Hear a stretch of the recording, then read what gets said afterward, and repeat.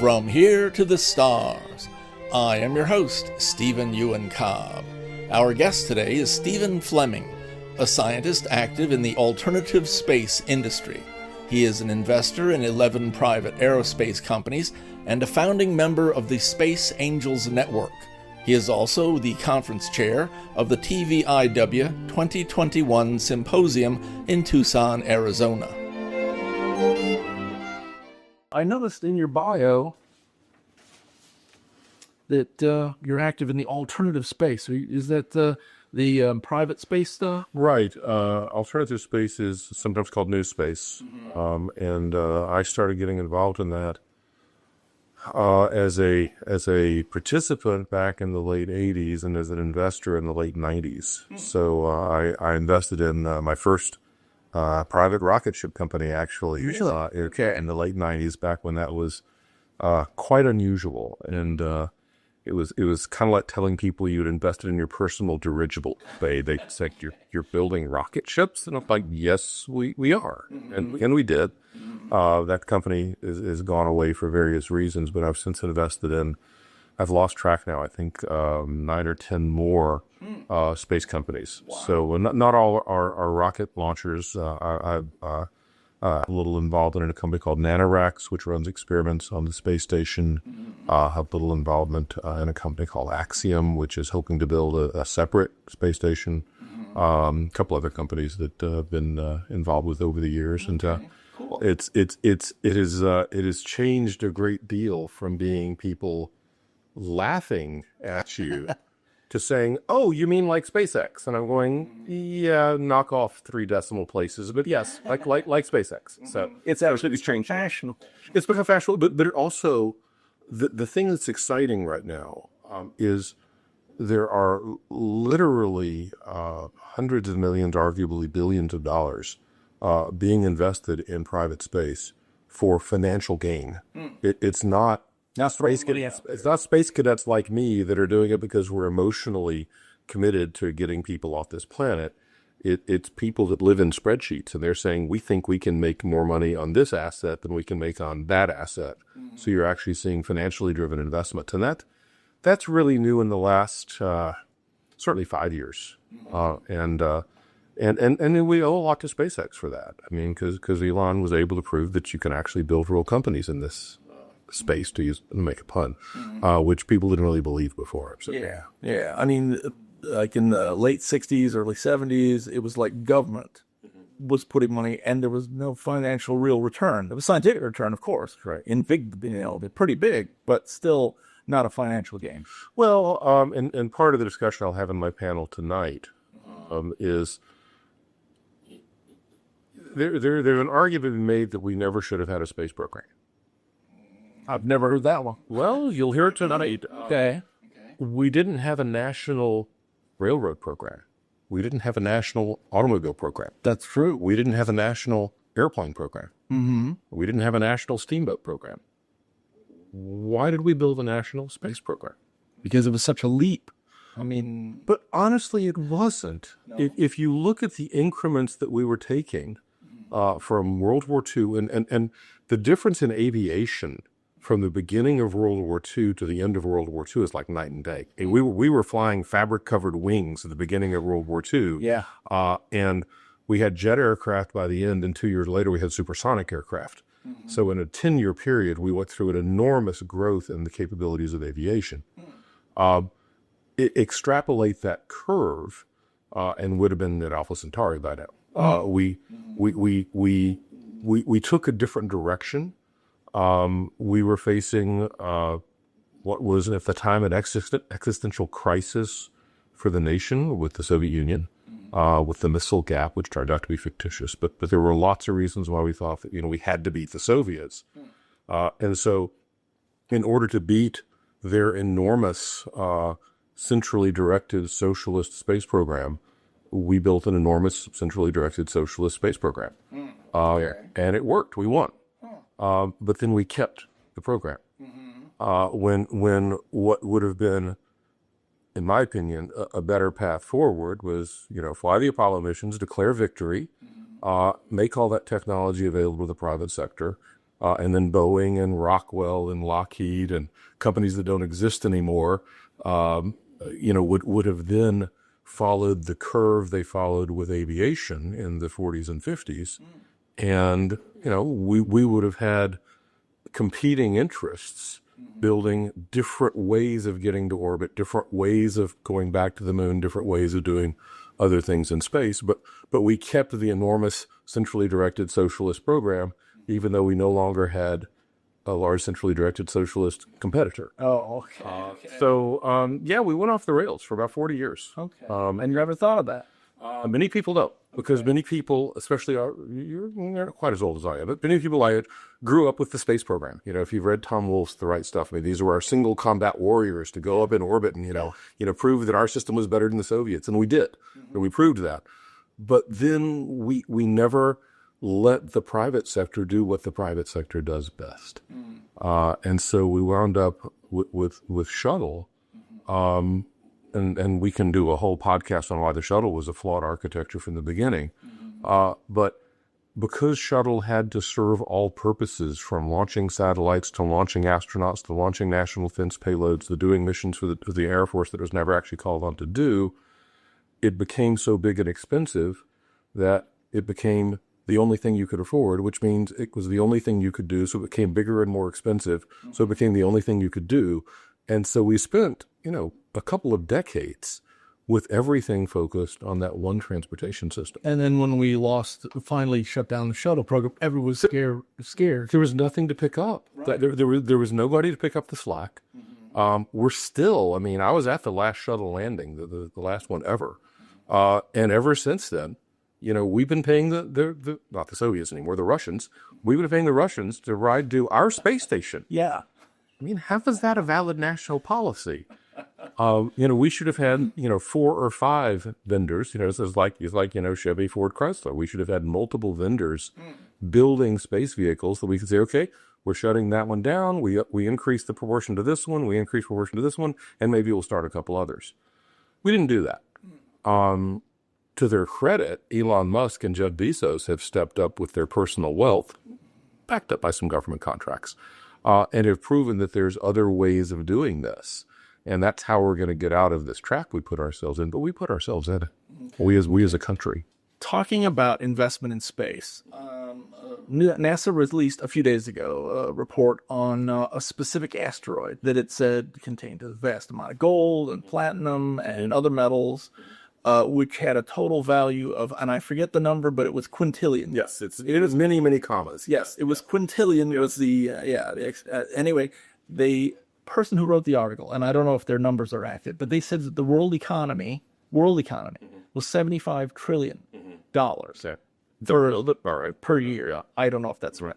But anyway, it was emphasizes, of course, that this quintillion was much more. Sure. And the orders of magnitude bigger. Yes. And so the resources available in space, from asteroids, not necessarily that asteroid, but other asteroids, and on the moon would dwarf what we can pull out of the Earth. We mine just the tiniest little bit of the surface of the Earth.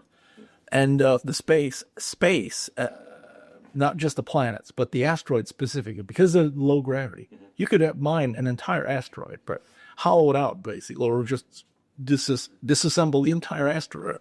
So that the resources are vast. They are super vast. And that will allow us then to build infrastructure throughout the solar system, presumably. The resources are by our standards incomprehensibly huge. Yes. Now, if you went out and got X number of tons of platinum or gold or whatever and brought it back to the Earth tomorrow, you'd crash the market. Yeah. Because of oversupply, and then you'd wind up with really interesting trinkets made of gold that you sell in dime stores. Platinum is actually a little more useful because it does some catalysis work, which is chemically interesting.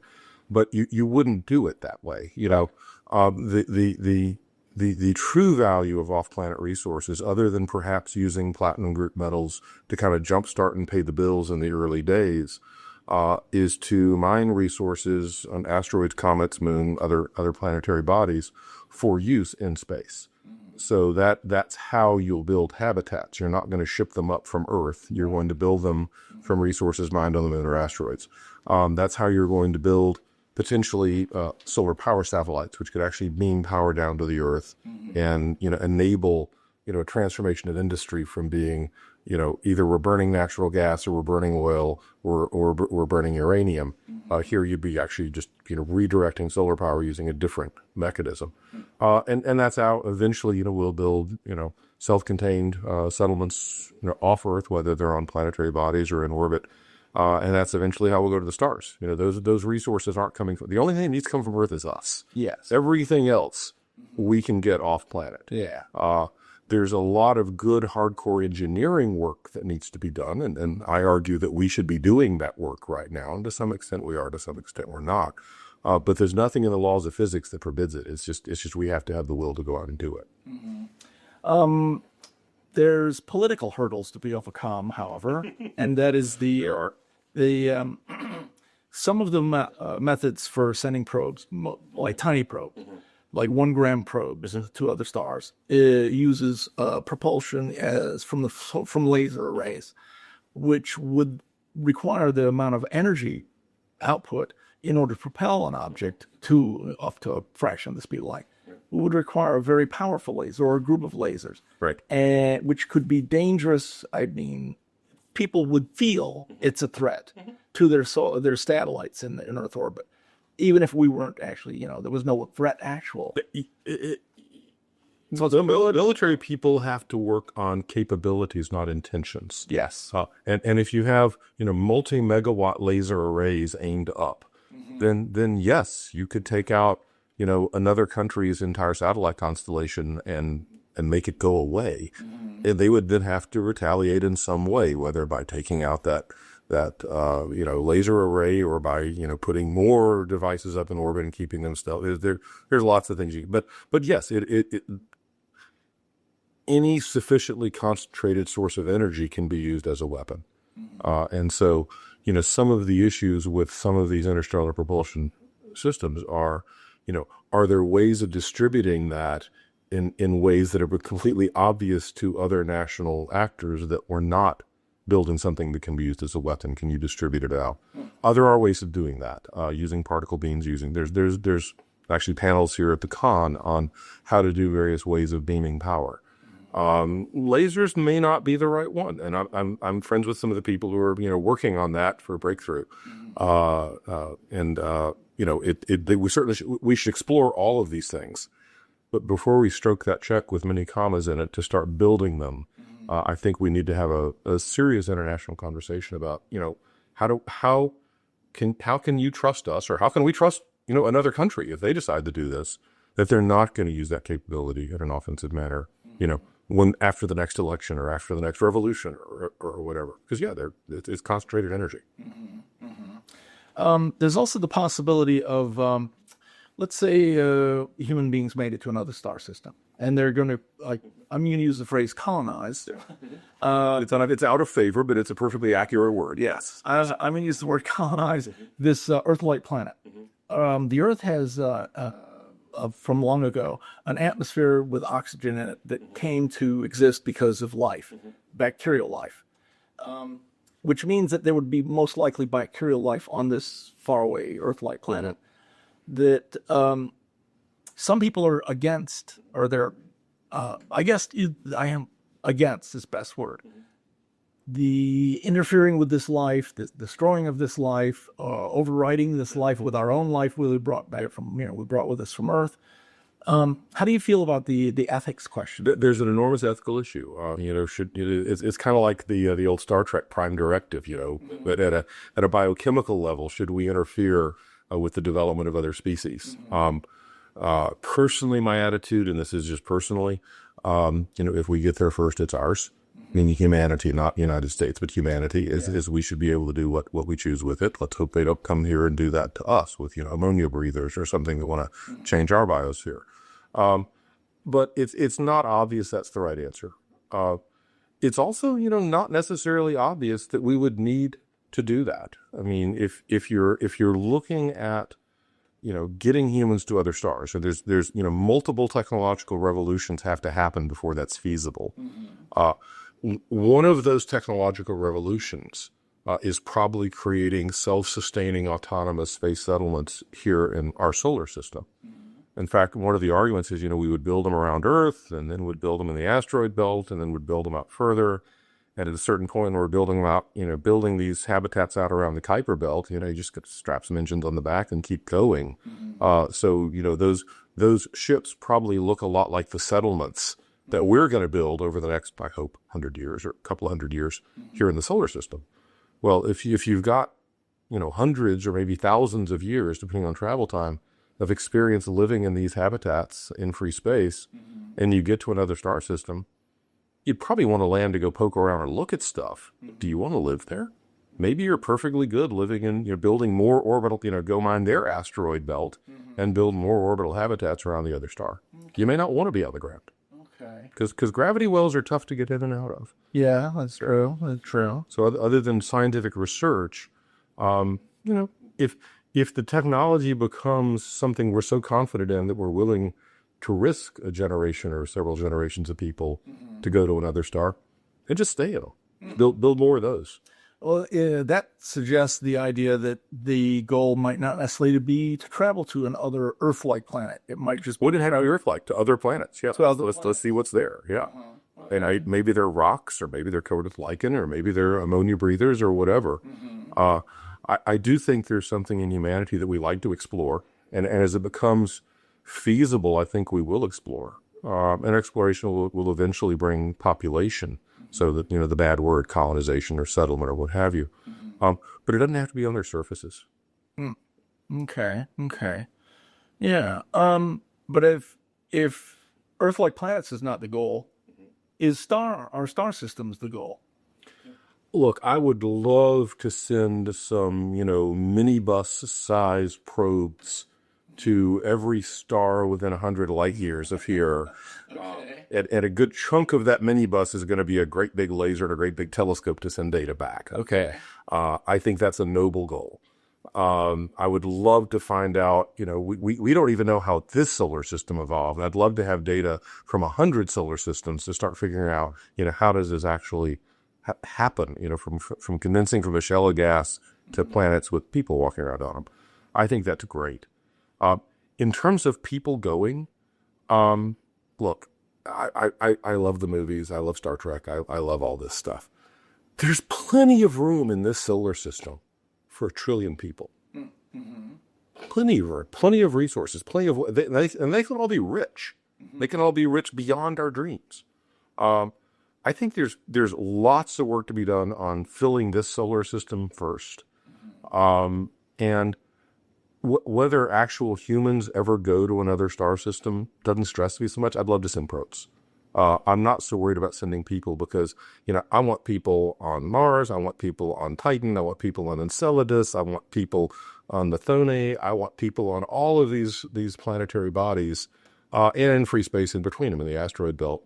I think Ceres is actually going to be some of the most valuable real estate in the solar system 200 years from now, because it's easy to get to and it's got water. So let's go take over Ceres and make that hugely successful, and then colonize or settle from there. Okay. Settle is the chosen word. Settle is a better word. Colonization has lots of baggage. Okay. But yeah, I personally don't have a need to see us go to other stars. I'd love us to explore them, but that's probably a job for robots. Okay. Let's see. Let me ask you about the Fermi paradox. Yeah. And not just the Fermi paradox, but also some people believe that SETI is doing it backwards. They're listening for aliens. We should be talking, sending out signals to aliens. But some people are against that on the grounds that, we're really revealing our location. Sure. Yeah. What's your take on Charles Pellegrino has really good arguments on this, a science fiction author and a scientist. Let me back up first. The Fermi paradox, which is, of course, if there's aliens, where are they? And one of the simplest answer by Occam's razor is there aren't any. Yeah, it seems that way. That's one perfectly plausible answer. We have not yet established that tool-using intelligence is a survival mechanism on a long scale. We don't know. Of the long history of this planet, what we think of as an intelligent species is a blip. And that blip might go away. Turtles have lasted a whole heck of a lot longer than all of mammoths. So we don't know if there's going to be other tool-using capabilities out there. This is why the Drake equation is so silly, because every term in the Drake equation has got error bars of 0 to unity. Yeah. So you can make any number you want out of it.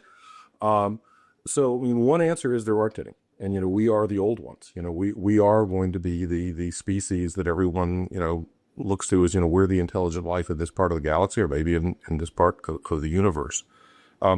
If that's wrong, and if Star Trek is right, and other stories are right, and there are lots of intelligent species out there, the odds are they're much, much more capable than we are. The odds are they're much, much older than we are. And the odds are that as a simple matter of hygiene, when they see a tool-using intelligent species breaking out from their planetary gravity well and looking like they might expand, is to probably sterilize us and exterminate, that potential threat. If we're out saying, here we are, if the response is an asteroid moving at 10% of the speed of light designed to impact with the Earth and sterilizing the biosphere, that was a bad decision. So it's Bayesian analysis. The percentage of that being the scenario is very, very small, but the negative payoff is essentially infinite. Yeah. The loss of all life on Earth. So, do you really want to do that? I wouldn't. Okay. In order to have faster than light travel, we would just about have to rewrite physics. We would. Everything we've known the last 120 years. But of course, our understanding of physics is still incomplete. It is. They talk about the standard model of subatomic particles is showing a little cracks here and there. It is.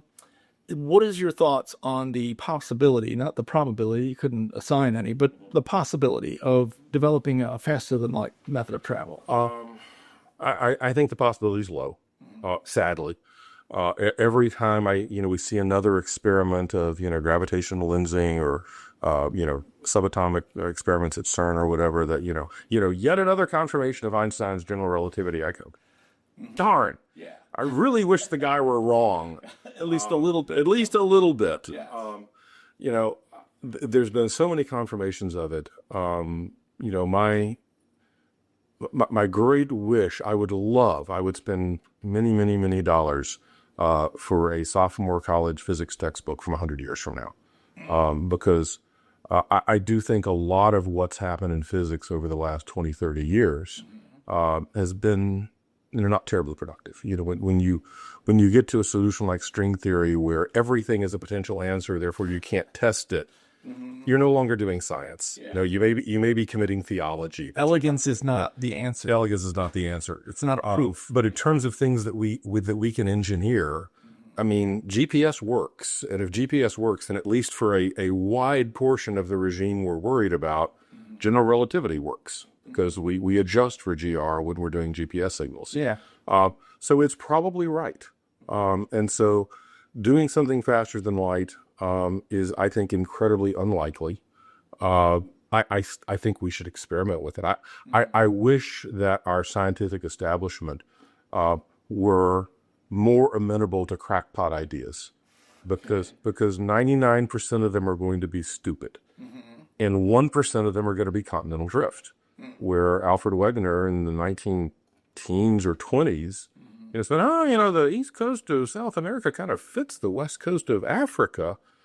And the scientific establishment reacted as if he was crucifying puppies. They ran him out of the scientific societies.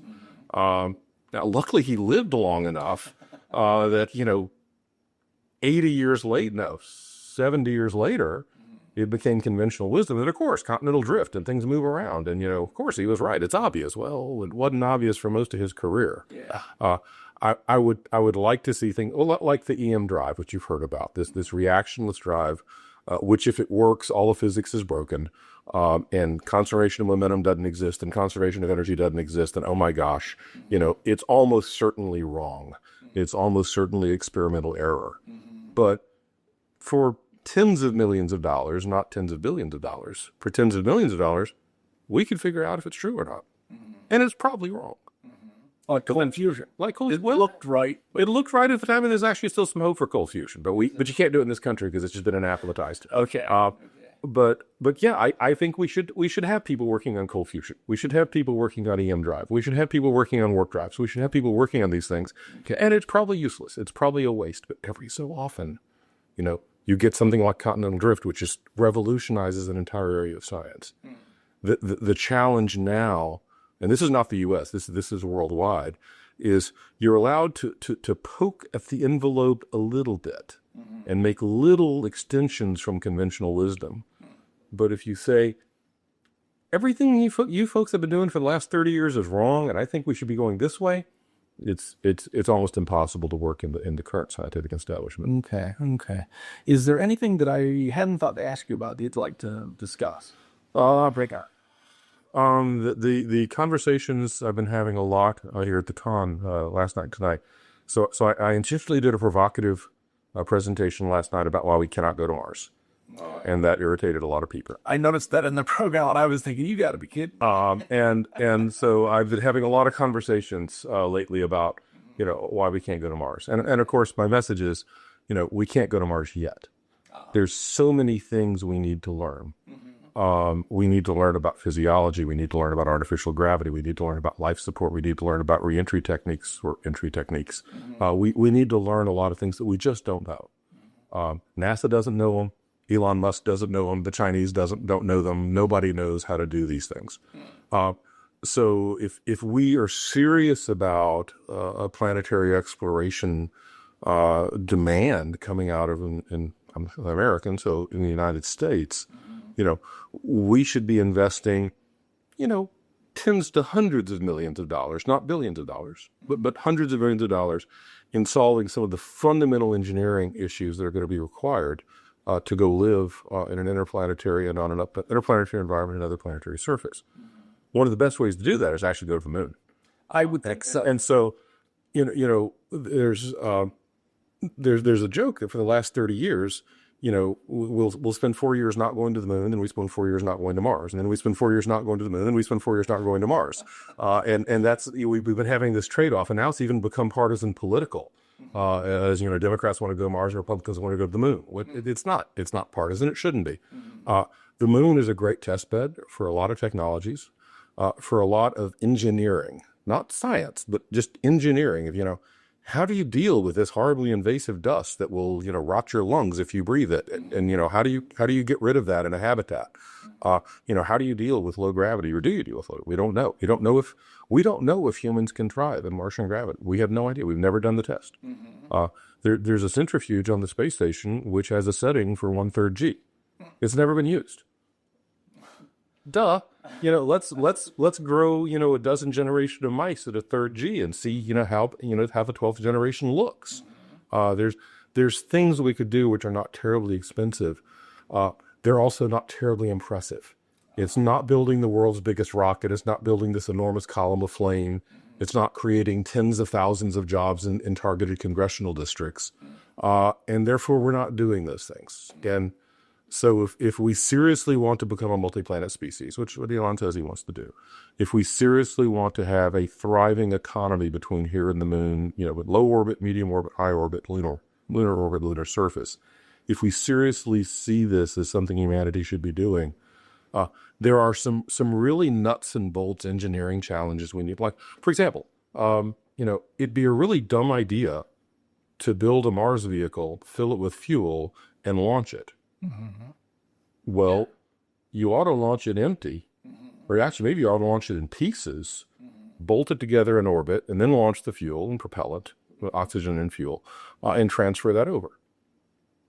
Werner von Braun figured that out, that we should do that. We've never done propellant transfer in zero gravity. We should do that. It's not, there's no laws of physics that forbid it. but it would be really good if we knew, okay, so, here's how the valves stick together funny, and you have to make them out of this material, and oh gosh, we needed a ground strap on that part because the static spark just blows. There's things that we can do which are just good solid engineering. They're not exciting, they're not sexy, they don't make good television at 7:00 at night, but that's the sort of work that we need to be doing. And so if I had the ear of somebody with authority to tell NASA what to do, that's the sort of things I'd be focusing on, not building great big enormous rockets and that make good television, is building actual engineering capabilities. Because we've done a lot of that with station, but we haven't done nearly enough. That's the sort of thing we should be doing. Okay. I sure appreciate the interview. This has been fun. Enjoyed it. Thanks very much. Have a great con. Take care. That was Stephen Fleming. This has been From Here to the Stars, a video series created by the Tennessee Valley Interstellar Workshop. The TVIW is a non-profit organization dedicated to thoroughly exploring the science and engineering that can eventually open up the reality of interstellar travel. I have been your host, Stephen Euin Cobb. If you enjoyed this video, please hit the like button, and you can subscribe to our channel for other such videos.